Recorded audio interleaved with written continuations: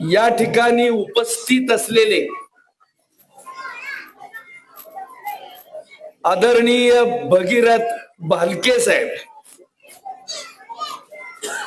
पांडुरंगाचा आशीर्वाद घेऊन दामाजीच्या कानात सांगावा सांगण्यासाठी आलेली उद्याची भावी नगराध्यक्ष प्रणिताताई भालके या ठिकाणी बहिणीला हाक मारून थोरल्या बहिणीनं या पुढच्या काळात काय करावं, चपाती लाटताना कायद्याच्या राजकारणाचा पाटावर हात फिरवताना पूर्णाच्या पोळीला काटा काटापर्यंत जाण्याचं सामर्थ्य देणारी आबिताई अवताडे या ठिकाणी अतिशय थोड्या वेळात आपल्या सगळ्यांना निरोप दिला असताना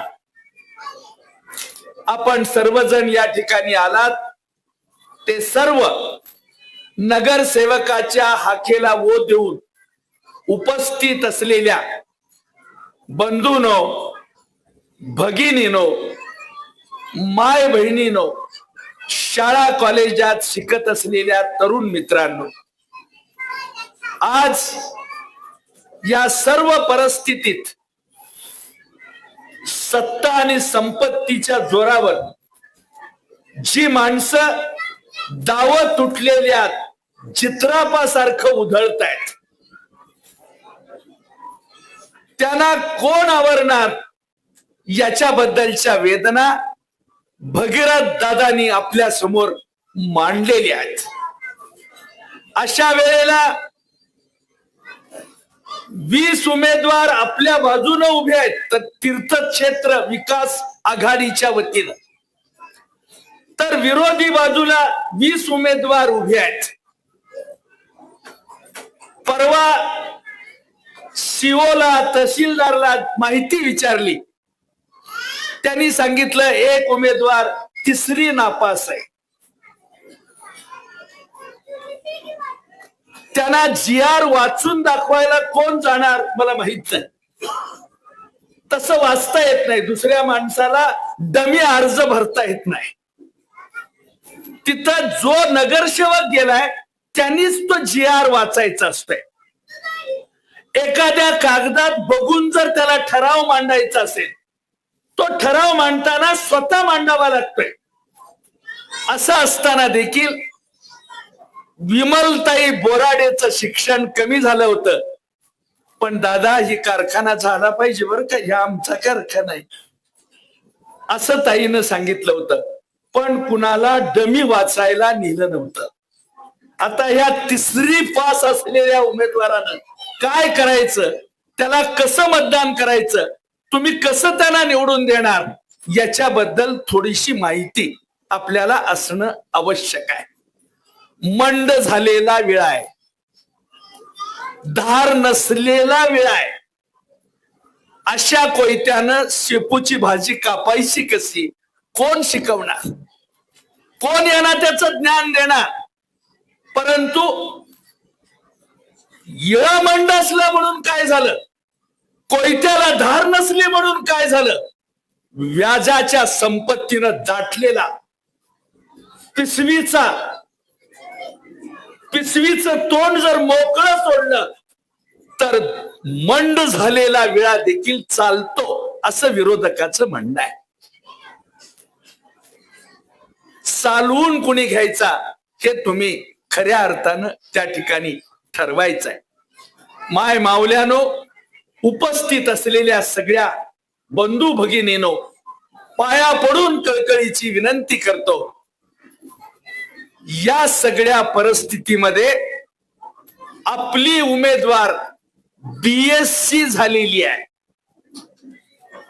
उभं राहिलेल्या विरोधातल्या सगळ्या नगरसेवकांनी एवढी डिग्री लिहून दिली ना, मी मंगळवेढा सोडतो.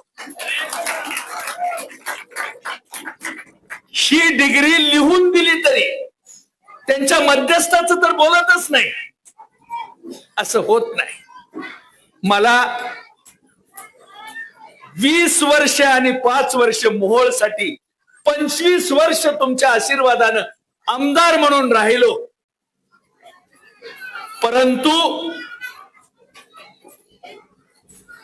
मटक्याच्या राजकारणात पाठिंबा देणारा ठराव माझ्या कार्यक्षेत्रात कधी आला नाही. हे दामाजीची शपथ घेऊन मी आपल्याला सांगतो. परंतु आता फोनवरनं सांगून मटक्याला आधार देण्यापेक्षा मटका खेळणाराच माणूस जर सभागृहात नेला तर लाईट गेल्यावर आपल्याला मटक्याचा धंदा तिथंच चालू करता येईल. याबद्दलची पाप ही माणसं करतायत. हे चांगलं नाही. अशा पद्धतीनं वागण्याची पद्धत चांगली नाही. याबद्दल आपण गांभीर्यानं विचार करावा. त्यानंतर जर मटक्याचं काम चालू राहिलं तर सेकंड नळाची व्यवस्था करून नळानं दारू देण्याबद्दलचा ठराव सभागृहात मांडायचा म्हणतायत. देवाला आणि त्यांनाच माहिती कसा ठराव मांडणार. नळानं दारू देणं, मटक्याला या पद्धतीचा पाठिंबा देणं किंवा व्याजानं दिलेले पैसे पोस्टात भरता यावेत त्याची परवानगी द्या म्हणून ठराव करणं हे चांगलं नाही. व्याजाचे पैसे तुम्ही हातउसने घ्या, पण काम करणाऱ्या, मजुरीची रोजंदारी करणाऱ्या गरीब माणसाला सरकारकडून आलेले 700 रुपये देऊन टाका. ते देताना त्या 700 मध्ये ब्याज काट के त्याच्यात पुन्हा पैसे कमी करून त्याला 270 रुपये कधी 350 रुपये देताय. ह्या बोटाला महारोग फुटल. देवा शपथ हे असलं पाप करू नका. या पद्धतीचं पाप करू नका. हे जर तुम्ही ऐकलं नाही तर परमेश्वराला असे GR काढता येत नाहीत. म्हणून त्यांनी माणसाच्या आयुष्याची मर्यादा आणि त्यावर रेष ओढताना जर एखादा अटॅकचा आदेश दिला तर कारण नसताना आपली बाजू अजून शिल्लक असताना निरोप घेतला. काल होते माझ्याशी बोलले आणि कालच गेले. हे होऊ देऊ नका. म्हणून मी पाया पडून विनंती करतोय, माय मावल्यांच्या बद्दलची जाणीव ठेवणारं राजकारण या 20 लोकांनी प्रामाणिकपणानं करावं. याच्यावर अतिशय तळमळीनं भगीरथ दादा भालकेंनी आपल्या समोर भूमिका मांडलेली आहे. पतिरूपी खरा अलंकार सौभाग्यानिशी रेखाटण्यासाठी माता पितराचं कपाळावरचं सुख पुसून काढावं लागतं आणि त्या ठिकाणी नवऱ्याच्या नावानं कुंकू लावून प्रवेश करावा लागतो. याचं नाव पातिव्रत्य आहे. BSc झालेल्या, LLB झालेल्या, डेंटिस्ट झालेल्या, भ्रष्टाचाराचं मांद खाऊन काळे झालेले दात पाडायचे का ठेवायचे याची डिग्री घेतलेली पोरगी तुम्हाला हात जोडून सांगते, अरे नीट वागा. विद्युत दाहिनी प्रेत जाळायच्या ठिकाणी देखील तुम्हाला पाप करावं लागतंय. तशा किटलेल्या दाताला बदलण्याचं सामर्थ्य मी डिग्री घेऊन आले. दात पाडायचे का ठेवायचे त्याचं ज्ञान मला कळतंय. अशा एवढ्या उच्च विभूषित झालेली डेंटिस्ट पोरगी आपल्याला मताचं दान मागण्यासाठी विनंती करते. तर दुसरी सुनंदाताई अवतारे, BSc, पाण्याचा जन्म कसा होतो, HTO संयोग झाल्यानंतर पाणी कसं जन्माला येतं याच्याबद्दलची माहिती सांगणारी आमची ताई अभिताई अवतारे तुम्हाला मत मागते. वार्ड नंबर 3 मध्ये गौरीताई अवघडे, जी माऊली अवघडली असेल तिला दवाखान्याचा दरवाजा दाखवते. माझ्या शेजारी दवाखाना आहे, कधीही माझ्याकडे या, धाकटी बहीण म्हणून मी तुम्हाला मदत करते, म्हणून मताचं दान मागते, म्हणून त्यासाठी ती काम करते. दुसरी पोरगी, मी पुण्याची माहेरवासी नसेल, पण या ठिकाणी विनायक नावाच्या जोडीदाराबरोबर मी संसार मांडला आणि आज सांगुलपणाचं राजकारण करण्यासाठी मी सेवा केली. 5 वर्षाची सेवा करताना लेक मातीस रस्त्यावरून चालताना तिला सावली मिळावी म्हणून मी रस्त्याच्या दोन्ही बाजूला माझ्या खर्चातून झाडं लावलेली आहेत. अहिल्यादेवी होळकराचं स्वप्न मी साकार केलेलं आहे. मी सेवेची बांधील आहे म्हणून मला मतदान करा अशी सांगणारी ही मुलगी आपल्याला मताचं दान मागते. यासाठी प्रत्येकाचा विचार जर आपण या ठिकाणी आणला आपण त्याला मताच्या बद्दलची भूमिका ऐकून घेतली तर आपण सगळ्यांनी रिक्षाच्या चिन्हावर बटन दाबून मतदान करावं अशा प्रकारची अपेक्षा व्यक्त करण्यासाठी ही सगळी माणसं आज या ठिकाणी जमलेली आहेत. मित्रांनो, खाली वडार समाजाच्या एका उपेक्षित मानव जातीचा प्रतिनिधी म्हणून धोत्रे नावाच्या पोरानं अर्ज भरलेला. त्याला आमचे गोवेसाहेब मदत करतायत, आमचे पवार शेडजींचे सहकारी त्यांचा मुलगा मदत करतोय आणि या सगळ्यांच्या माध्यमातून 850 वडार समाजाची असलेली संख्या तिच्या बळावर आज धोत्रे नावाचे उमेदवार आपल्याला मतदानाची भीक मागतायत. या पद्धतीचं काम करतायत. असं काम करताना नुसती बासुंदी विकून चालत नाही, त्यात साखर मिसळावी लागते. जर साखर मिसळून बासुंदी वाटली तर पत्नीला नगराध्यक्ष करता येतं. याचं उत्कृष्ट उदाहरण आपल्याला गेल्या 5 वर्षात पाहायला मिळालेलं आहे. अशा वेळेला त्या ठिकाणी ही नवरा बायको आपल्याला कुशल पद्धतीचा व्यवसाय करून समाजाच्या जयंतीला महात्मा ज्योतिबा फुल्याचा पुतळा भेट देऊन सामाजिक परिवर्तनाची दिशा निश्चित करून परिवर्तनाचा गाडा नीट चालवण्यासाठी काम करतायत. काय म्हणाले होते महात्मा ज्योतिबा फुले? गावाच्या जवळ शेती असेल, गावाच्या जवळ जर एखादी शेती असेल आणि त्याच्यात जर जनावरं घुसली तर त्या शेतीचा मालक येऊन आपल्या शेतीबद्दल जनावर घुसलेल्या मालकाला रागावतो आणि बोलतो. काय बोलतो? राणीला कळावं म्हणून इंग्रजीतून महात्मा फुल्यांनी म्हटलेलं आहे, टेल युअर ग्रँड मदर, तुझ्या आजीला जाऊन सांग. टेल युअर ग्रँड मदर, तुझ्या आजीला जाऊन सांग, we are 19 crores are Indians but without education. तुझ्या आजीला जाऊन सांग. केवढं सामर्थ्य होतं शब्दात.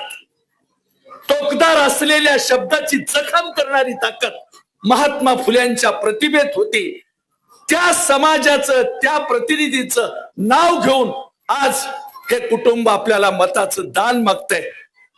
मी पैसे खाणार नाही, लोकांना खाऊ देणार नाही आणि याच्यावर का सही करत नाही म्हणून जर कुणी अंगावर हात उगारत असेल तर तो हात खाली करण्याची ताकद माझ्यात आहे. म्हणून मी उभा राहिलोय, म्हणून तुम्हाला मत मागतोय.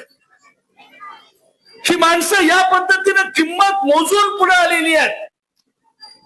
हे उमेदवार सगळ्या पद्धतीने या गोष्टीचा विचार करतायत. बोधले असेल, माधव मुदगुल असेल, त्याची आई असेल, बोदारे असेल, या ठिकाणी धुर्जे म्हणून उमेदवार असेल, त्याची पत्नी उमेदवारी म्हणून का या ठिकाणी मत मागत असेल.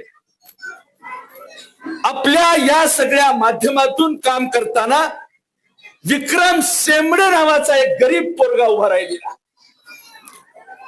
एक प्रशांत गायकवाड म्हणून 30-35 वर्षाचा तरुण पोरगा आपलं नसीब आजमावण्यासाठी उभा राहिलेला आहे.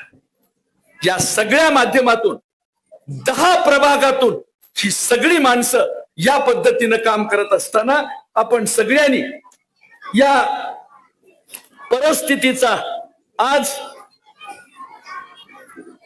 अंदाज घेऊन सुनीताताई अवताडेंच्या सावलीत हे सगळे उमेदवार आज तुमच्या समोर मत मागण्यासाठी उपस्थित आहेत. भालके नानांच्या आशीर्वादानं त्यांची परंपरा चालवीत पांडुरंगाच्या पंढरीला मताचं दान मागताना त्या ठिकाणी प्रणिताताई च्या यशस्वी होण्यासाठी काम करतायत. या कामाची तारीफ करताना, या कामाचा दाम मोजताना स्वतःच्या सामर्थ्यावर या महिलेनं उभी केलेली स्वाभिमानाची लढाई आपण सगळ्यांनी मिळून कशा पद्धतीनं पाळायची, कशा पद्धतीनं पुढे घेऊन जायचं याच्याबद्दलचा विचार आपण या निमित्तानं करावं अशा प्रकारची माझी अपेक्षा. यापेक्षा माय मावल्यानो अधिक न बोलता मी पाया पडून आपल्याला कळकळीची विनंती करतो. मकावर गव्हावर जर ज्वारी दळली तर भाकरी करपते. वाद ह्या सगळ्या माणसांच्या बद्दलचा नाही. गव्हावर जर गव्हावर जर ज्वारी दळली तर भाकरी करपते. तसे या 20 माणसामध्ये तिसरी नापास झालेली जर मका आपण दळत राहिलो तर आपल्या विकासाची भाकरी करपणार आहे याचं भान ठेवून आपण ह्या माणसांना नाकारलं पाहिजे. नव्यानं आलेला हापूस आंबा कलटार लावून आलाय का सरळ आलाय याच्याबद्दलचा अभ्यास आपल्या माणसांना असला पाहिजे. आपण याबद्दलची जाणीव ठेवून पुढे गेलं पाहिजे. संस्काराचं बळ देऊन आपल्या मुलाला शिक्षणाला दृष्ट लागणार नाही, आरोग्याचं चांगुलपण संपुष्टात येणार नाही, अतिशय वाईट पद्धतीच्या आजारापासून सामाजिक माणूस हा सुरक्षित कसा राहील याच्याबद्दलचं भान ठेवून आपण सगळ्यांनी काम करणं हे अत्यंत आवश्यक आहे. या सगळ्या गोष्टीचा विचार करताना एखादा माणूस महिला आरक्षण आले आणि मी चालतोय म्हणून साडी नेसून आला आणि फॉर्म भरायला लागला, नाही चालणार. कारण सरकार आमचं आहे, त्यामुळे आम्हाला काही केलं तरी चालतं असं म्हणून जर पुढे आली आणि अशा पद्धतीचं काम करायला लागली तर सरकार आता 26 तारखेच्या डिसेंबर महिन्याच्या अखेरीला याच महिलांना आरक्षण देण्याबद्दलचा ठराव, महाराष्ट्राच्या राजकारणाचा ठराव, त्याचा संदर्भ जोडून केंद्र सरकारचा ठराव देशात केंद्राच्या मंत्रिमंडळात हा ठराव पारित होतोय आणि त्या ठिकाणावर नवीन 86 खुर्च्या, 86 ही आकड्याची ताकद मुस्लिम समाजामध्ये जास्त आहे. पवित्र समजणारी ती ताकद आहे. अशा 86 महिलांची संख्या त्या ठिकाणी वाढणार आहे आणि त्या स्वागताचा ठराव मांडण्यासाठी अंजुमे नावाची पोरगी नगरसेविका पदासाठी उभी आहे. ह्या अशा मुली, कर्तबगार मुली या पद्धतीनं आपल्या समाजात काम करताना दिसत आहेत. या कामाची रीत लक्षात घेऊन अनिता असो, अंजुमे असो, आमच्या सुनंदाताई असो, या सर्वच लेकींना आशीर्वाद देण्यासाठी आपण सगळ्यांनी प्रयत्न करावेत हे सांगण्यासाठी मी आपल्या समोर उभा आहे. महिलांच्या युरिनसाठी किंवा महिलांच्या स्वच्छतागृह बांधण्यासाठी एक ठराव मांडलाय आणि नगरसेवकानं दंगा केलाय. असा ठराव केलेला असेल तर तो दाखवावा, त्याने लोकांच्या समोर दाखवावा की असा ठराव आमच्या लेकीसाठी आम्ही केला होता. परंतु विरोधी पक्षांनी दंगा करून तो फाडून टाकला. दाखवा. बहिणीसाठी काम करावं वाटलं नाही, लेकीसाठी वॉशरूम बांधावं असं नगरसेवकांना वाटलं नाही. त्यापेक्षा नोटासाठी फक्त आणि फक्त विद्युत वाहिनी बांधताना 32 लाखाची किंमत असताना 74 लाखाला कशा पद्धतीने आम्ही केलं आणि जिल्ह्यात नाव मिळवलं माती फिरू म्हणून. हे कुणाचं पाप आहे? 32 लाख त्याची किंमत होती, तरी देखील ही रक्कम एवढ्या लांब कशी झाली, का झाली, याच्याबद्दलचा विचार केला पाहिजे. पाल्यात, झाडपाल्यात खरीपाच्या हंगामात एखादं शेंदाड चुकून शेतकऱ्याच्या नजरेला दिसलं नाही तर ते त्या वेलीलाच पिकतं.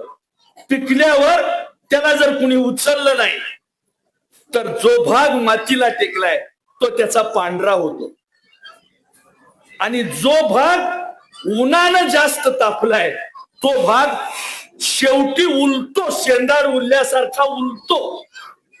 व्याजाचे पैसे खाऊन उरलेला दांडगच आल्या लोकांच्या समोर व्याजाचे पैसे करू गोळा करतोय आणि दामाजी पंत हात जोडून म्हणतोय, मी 700 वर्षापूर्वी तुला हात जोडले होते तरी तू माझ्या जवळ येऊन बसतोयस.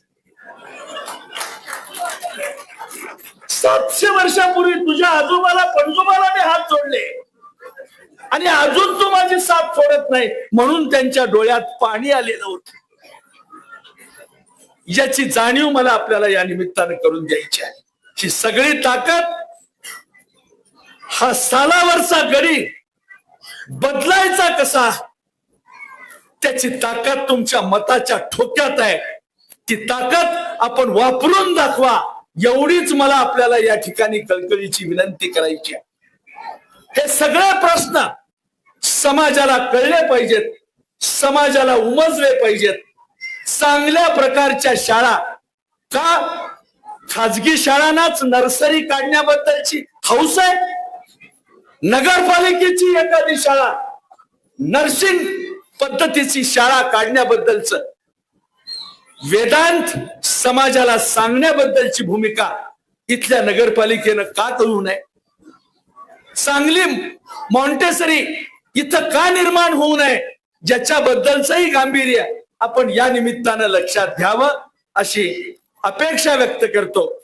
आपण शांतपणानं ऐकून घेतलं याबद्दल सगळ्यांचं अंतःकरणपूर्वक आभार मानतो.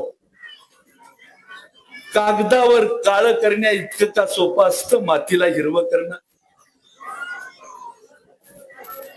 दमून भागून धावत पळत बिचारा तहसीलदारकडे येतोय शेतकरी.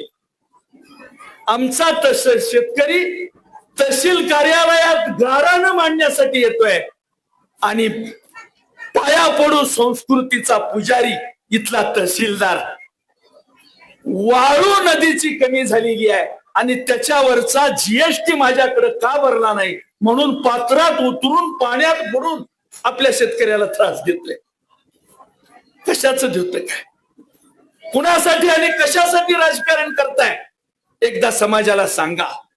नियम सगळ्यांना लावा, एकट्याला नियम लावताय आणि दुसऱ्याला मोकळं सोडताय. दरवाजा उघडा ठेवून मोरीचा दरवाजा बंद करताय. रावसाहेब घरात जाऊन आई वडिलांना विचारा, हे कायदेशीर आहे का? मग तिथंही जर तुम्हाला तिसरी नापास असलेलीच आई भेटली तर विषय सोडून द्या. वाचताच येत नाही तर करणार काय? वाचायलाच येत नाही मग नगरपालिकेचा ठराव मांडणार तरी कसा? याच्याबद्दलचा विचार, याच्याबद्दलची भूमिका स्पष्ट व्हावी म्हणून मी आपल्या समोर बोललो. असाच मटका चालू राहिला, असाच गुटखा लोकांना त्रास देत राहिला, अशाच पद्धतीनं व्याजाचं काम चालू राहिलं तर समाज उद्ध्वस्त होईल, समाजाचं वाटोळं होईल.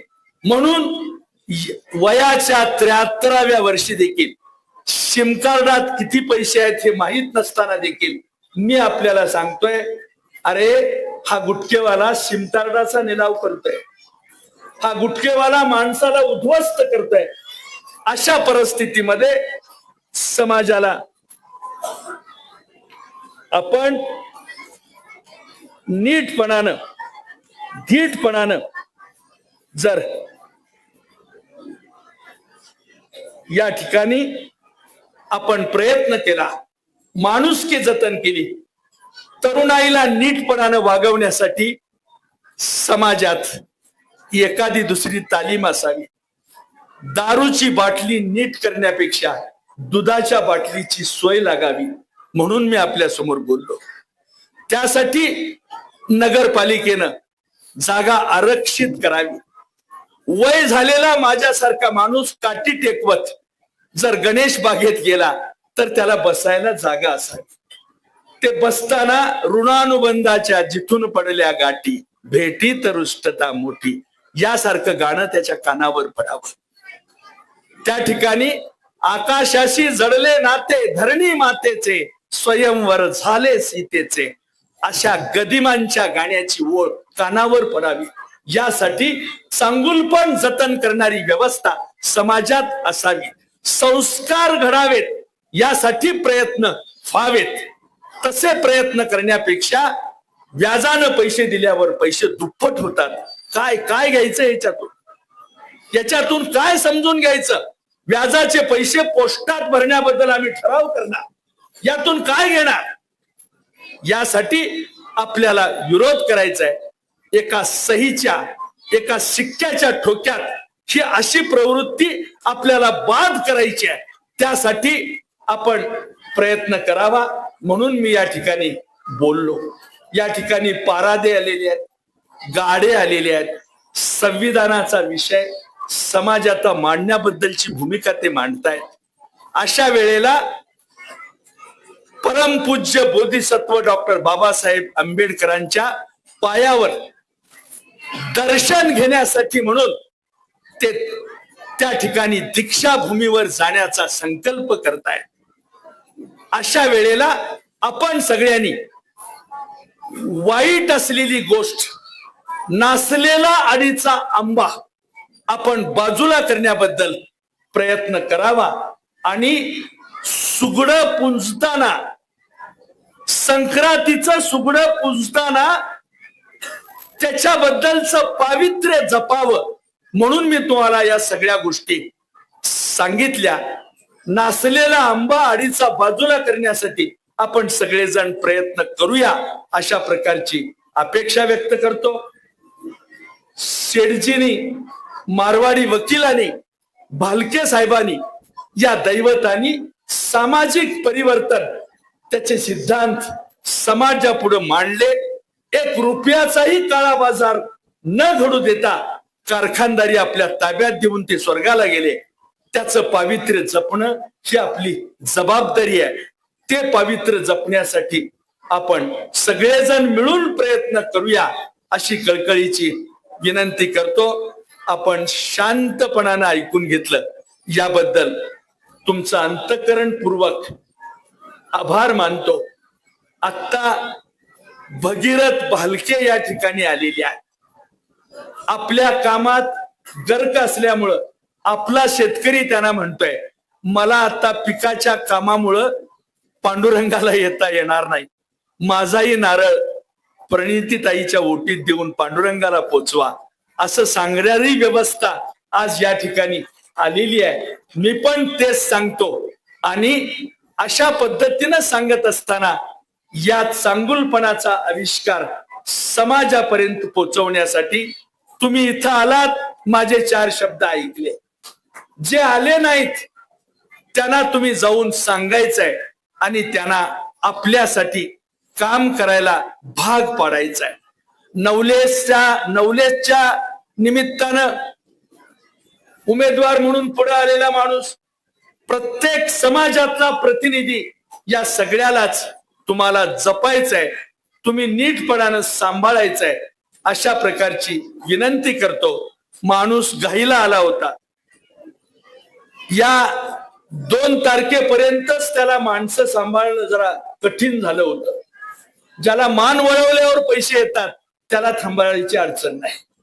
जी दामाजीजवळ थांबलाय वसूल करतोय त्याला पैसे खर्च करायची अडचण नाही. पण तुम्हाला घाईला आल्यासारखं झालं आणि ही माणसं सांभाळणं कठीण झालं, तरी तुम्ही ही माणसं सांभाळण्यासाठी प्रयत्न करताय. आज गाडे आणि पारादे हजर राहून देवाला निघालेली आहे. सिद्धेश्वर त्याचा धाकटा भाऊ म्हणून उभा राहतोय, मदत करतोय आणि त्यांना मुंबईला दीक्षाभूमीवर पाठवतोय. हे देखील सामर्थ्याचं लक्षण आहे. याच पद्धतीनं आपण सगळेजण वागूया. कायद्याला घाबरून पोलिसाच्या गणवेशात असलेले पोलीस गप्प बसले बिचारे. त्यावेळेला पोलिसाचं काम देखील सिद्धेश्वर आवताडेने केलं. गाल लाल कसा करायचा असतो पोलिसांनी ते त्यांनी प्रात्यक्षिक दाखवलं. त्यांना मारण्याची इच्छा नव्हती. गाल लाल कसा करायचा हे सिद्धेश्वरनी दाखवलं. तशाच पद्धतीनं आपण सगळेजण काम करूया. पुन्हा चंद्रभागेला पूर येईल त्यावेळेला भगीरथ दादा म्हणतात तसं ही जी वाण आहे ना, बिघडलेला वाण, तो चंद्रभागेच्या पुरात टाकूया. आपण तसा संकल्प करूया अशी विनंती करतो आणि माझं लांबलेलं भाषण या ठिकाणी थांबवतो. कारण तव्यावर असलेली गरम भाकरी तुमची वाट बघते. हळदीच्या हातानं दिलेली भाकरी खाण्यासाठी वयात आलेल्या पोरांची उत्सुकता असते. अशा वेळेला मी जास्त बोर करणं हे हिताचं नाही. म्हणून आपल्या सगळ्यांना रिक्षाच्या चिन्हावर बटन दाबून आपण मतदान करा अशी पाया पडून कळकळीची विनंती करतो आणि थांबतो.